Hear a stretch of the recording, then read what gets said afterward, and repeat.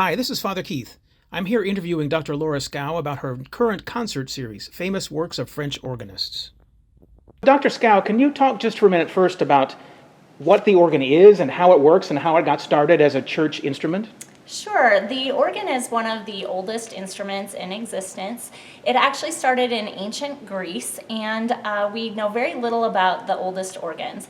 But already by the 10th century, there was writing about organs and documentation. By the 11th century, treatises were being written on its construction and how to play it.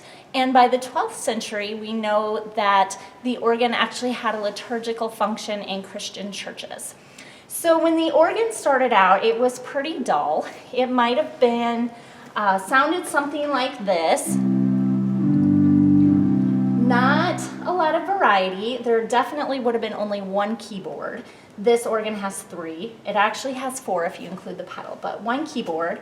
And pretty basic. But as the organ construction and innovation grew, stops were added. These little things over here are called stops, and they're responsible for different sounds. So this is a basic sound, but you also get more colorful sounds, like a reed, and different pitches. So as the organ developed, they were adding more stops and more sounds. This current series that you're doing is French organ works. Does that mean that as the organ developed over the centuries, different parts of the world developed different kinds of organs? Absolutely. So if you consider the time of Johann Sebastian Bach, the organs in Germany were very, very different than the organs in Italy or the organs in France or Spain or even England. These differences became even more pronounced after the Reformation. Martin Luther really wanted his congregations singing. So organs really needed to be built to support congregational singing, and that required different types of stops and different abilities of the organ to support that. But, for example, in Roman Catholic France, the congregation was not singing, and the organ was used to accompany different aspects and movements of the liturgy. So that required different type of organ music. So really, the organs in different liturgical settings were used differently and had different sounds. Yep, absolutely. The purpose of the organ and the way it was used had an effect on the design and the tonal characteristics of the organ. So this in turn influenced the style of music that musicians were composing. That's why German music sounds different than French music. So that leads us into this current concert series. This is the Works of French Organists, right? Yes. So this concert series features Franck, Widor, and Vierne, and they are all connected in a particular way.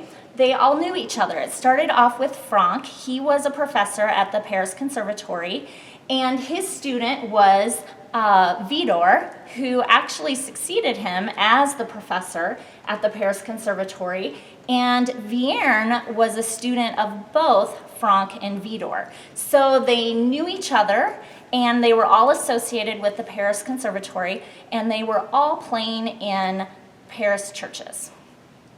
One of the other things that they had in common was the type of organ that they were playing.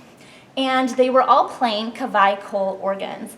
Cavaillé-Coll was a builder in the 19th century in France, and he came from a family of organ builders, and he was responsible for over 600 organs. And his organs were different than anything that had ever been built before in France. And this really influenced the type of music that was being composed. So some of the things that Cavaillé-Coll was innovating was an expression box. So what that basically means is the ability to make music soft or loud. It seems silly that an organ would not be able to be soft and then grow louder, but without an expression pedal or changing the stops, you're kind of stuck at one volume. But what this did was make it possible to make the organ soft and crescendo to get louder. So just by opening and closing this, I can change the volume. That was really important in his organs and something that he really developed. Another thing that he did was to create new stops. And he was trying to get the organ to sound more like an orchestra. So he was creating new stops with new tones. One of the stops that he created was the flute harmonique. And another one was the voix celeste. He also was responsible for new voicing techniques. So one of the arts of organ playing is using these stops in different combinations. And when the stops were so distinct, it really affects the combinations you use them in. But his voicing techniques allowed for new sounds, new combinations of tones. And one of the most important things he did was the introduction of a Barker level. This is where it gets a little bit confusing. So right here, these stops are for one keyboard. These are for another. These are for another. So you might think that I'm just stuck with these stops for this keyboard, but I can actually use one of these stops and I can play it down here by something called a coupler. So I'm going to do, so it's the same sound. It really originates from this keyboard, but by pushing this, which is a coupler, I can play it down here. So what that means is I could virtually play every single stop on one keyboard. And this was not a new thing to couple stops onto one keyboard. The problem is it would get so heavy. So in older organs, when you were pushing down a key, you were literally opening pipes, and that takes a little bit of strength. So maybe opening 2 pipes isn't such a big deal, but when you start opening 20 pipes, it gets really, really heavy to play. So that was limiting. You couldn't have so many stops because it would just be too heavy to play. And this Barker level helped make things lighter so that you could bring in all of those different sounds. So for example, the piece that I played last week was loud and fast. Well, that was possible because of the Barker level, because you could add in all of those different sounds and it wasn't so heavy. Let's look at a couple of diagrams to understand this better. When organs were first built, and even today in some organs, like the small organ that's in our chapel here at All Saints, when the organist presses down on a key, it is literally the organist's finger strength that is opening a valve that allows air to flow through the pipe and creates the sound. Every stop that the organist pulls open opens more and more pipes, until literally, if you pulled out all the stops, you would not be strong enough to press down on the key because it would be so heavy trying to open all of the levers. With the invention of the Barker level, it's actually not the strength of the organist's fingers opening the valve for the pipe, it's air pressure opening the valve. When a key is not pressed, the air attached to the valve escapes, and there is no pressure to lift the valve. When the key is pressed down, the air cannot escape. It flows into the bellows, and it's the air pressure that opens the valve as the bellows lifts up. These Cavaillé-Coll organs, are they still around? Yes, they are still around. There are still these organs in France, and I have actually played a few. One of the special things about these organs is they just really created the possibility to explore new music.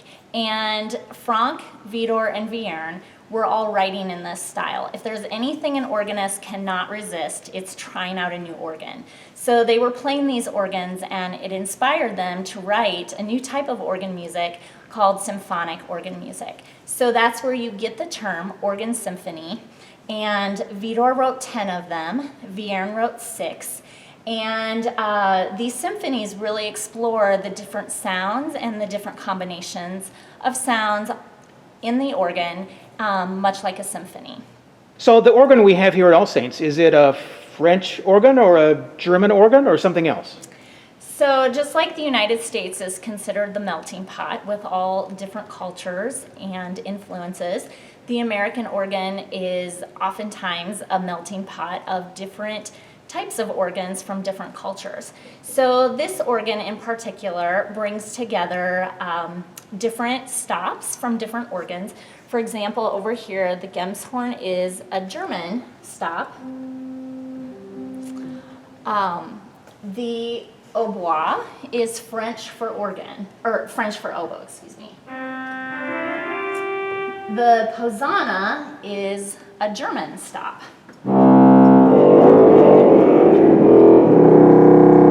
And the flute harmonique was one of those stops that I talked about with Cavaillé-Coll, along with the voix celeste.